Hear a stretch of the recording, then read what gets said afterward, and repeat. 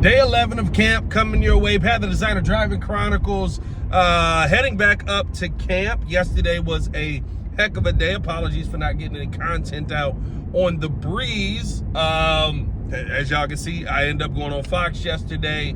It was a fun time. As always, me, Cassie Carlson, Tina Wen, Lou Canellis, the great Lou Canellis.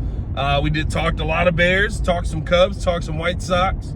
It still never gets like old or just like, I guess you never get used to the big moments. At least I don't. It's so cool to me to be sitting here talking about I was on TV last night, but I digress. Listen, day 8 of camp. Yesterday, very up and down day at Family Fest. I know a lot of people, this is the opportunity where a lot of people get to put eyes on the Bears for the first time because you either did or didn't get tickets to training camp, or you did or didn't get tickets, or you didn't get a opportunity to go see a joint practice or something like that. This is usually the one time people get a lot of eyes on the Bears, and so it's a very important one for them. And I think it is important for Ben Johnson, is how Ben Johnson talked yesterday. But I do want to calm people down. That is not what we've been seeing day in and day out over this last week. In fact, we've seen Caleb Williams look a heck of a lot better in the processing, look a heck of a lot better in his timing. I will say the pre-snap procedures are something, or the pre-snap penalties, I should say, are something that has been popping up. The false starts have been too many. Just getting guys to jump from the defense. There's been too many of those times, and even Ben Johnson has talked about that, and I agree with him, right? If you're going to do a ton of that, you're not going to win very many games. That's just the case. And we've seen it be a little bit more stable depending on the line composition. I think as of right now, probably the best that I've seen it with has been with Ozzie Trapillo and Jonah Jackson in the lineup right now. Jonah Jackson's still dealing with that leg injury. Ozzie Trapillo was with the 2s yesterday. Braxton Jones in with the 1s yesterday. So could be something like that. And that's been a question that I've asked, for 3 years on this. How do you get the false starts and the pre-snap penalties and the missed snaps? And I mean, some of this too, I think the biggest one is the delay of games, right? We've seen probably 5 delay of games over the last couple of days. And I get it, you're trying to get the play in, you're trying to audible the play, you're trying to get to the right play, but you have to run a play. And maybe it is, right, maybe we do live in a world where Ben Johnson says it's better for us to take the 5 than it is for us to run the wrong play and get a much more negative result, an interception or a sack or whatever it is. 5 yards, we can find a way to get that back. The sacks are killers. But I think that is one where Ben Johnson wants things to be perfect. He wants them to have the details down. That's a process of not having the details down. And I love that he even calls it out and says, look, the practice was a lot more sloppy today. And being 100% honest on it, we're not going to win very many games if we are doing these things. It makes it difficult, and we've seen that here in Chicago a ton. It is almost impossible to go out there and win football games and have consistent drives and be able to put drives together when you're constantly having the pre-snap penalties. So hopefully we get that locked down. That's truly what I'm looking for today, to start to see some of that growth there. Also, I mean, this is the last practice, or this is one of the last 2 practices, I should say, before we start getting into that joint practice territory. And look, I would assume we've got a decision coming at some of these positions here pretty soon. We saw Braxton Jones get the snaps with the 1s yesterday. It was Ozzie Trapillo getting all the snaps the day before. We know that there's been some of that, that Karan Amagaji has not been able to go due to a little bit of injury here over the last couple of days. And so you've kind of now gotten this 2-man race. It felt like Karan was starting to be out of the race anyway. So I think I've thought it was a 2-man race for a little while here between Braxton Jones and Ozzie Trapillo. Still waiting on the final decision on that. I doubt that comes today. But I think that you will start to see, and we're starting to see some differences, right? Where that Saturday practice, Ozzie Trapillo took all the reps with the number 1s. And that was something that we didn't see in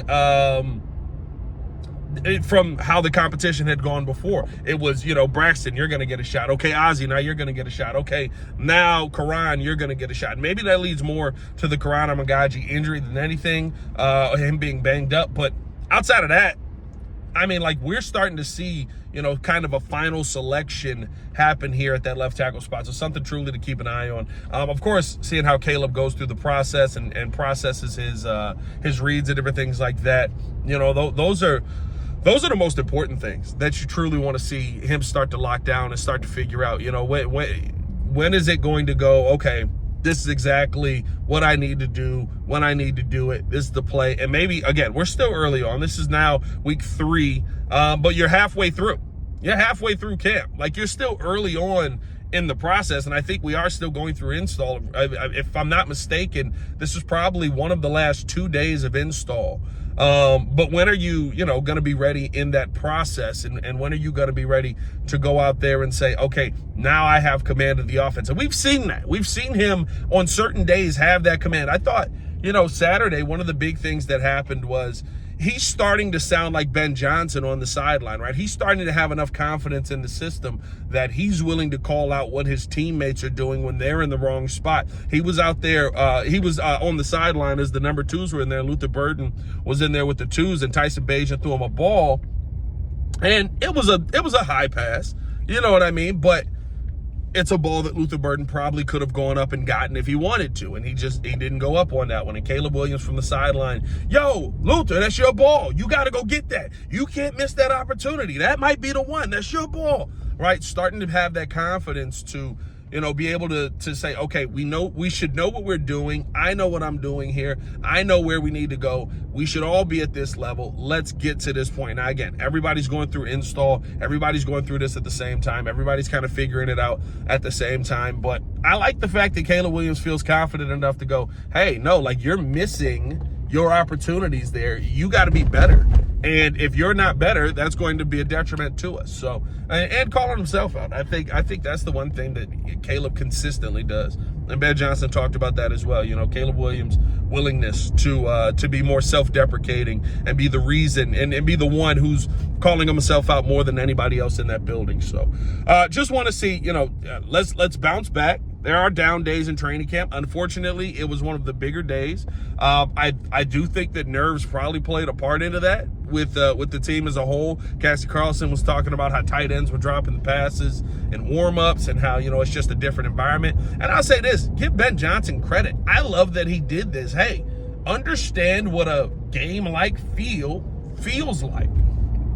Before we go into this first preseason game, understand what it feels like to stay in the hotel the night before, to have the excitement, to go into the game, to get the jitters up. I mean, you got a lot of big pieces on this team that are young that are going to have to be relied upon. Luther Burden, Colston Loveland, right? They haven't done this before at an NFL level. This is their first opportunity in Soldier Field.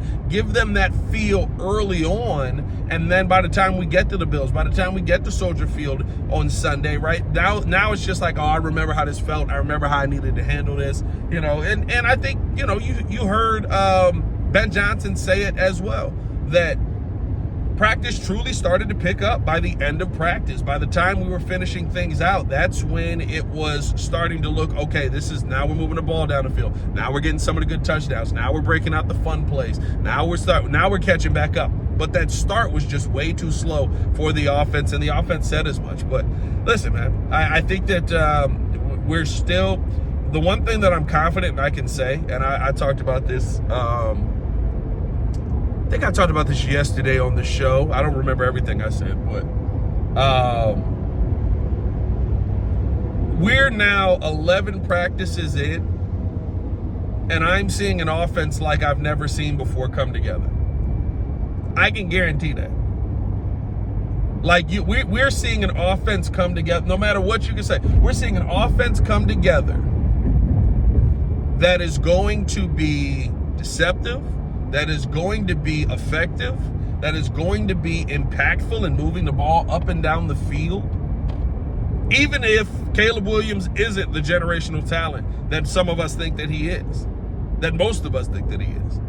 Like, it's a system that allows you to put your playmakers in a position to make plays.